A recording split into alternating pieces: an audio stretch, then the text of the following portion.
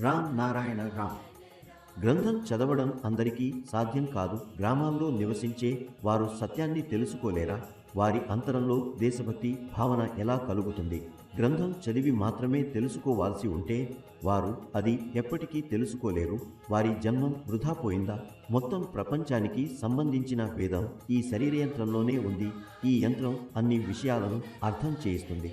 వేరే గ్రంథాన్ని చదవడం అవసరం ఉండదు.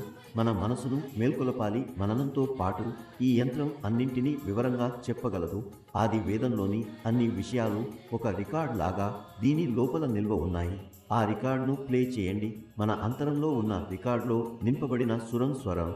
దాన్ని అర్థం చేసుకుంటే అన్ని విషయాలను తెలుసుకోవచ్చు. అదే తెలుసుకోవడానికి మనం ప్రయత్నించాలి. ఆ ఆది సురం, ఆ సురం యొక్క స్ఫురణ ఈ శరీరంలోనే ఉంది.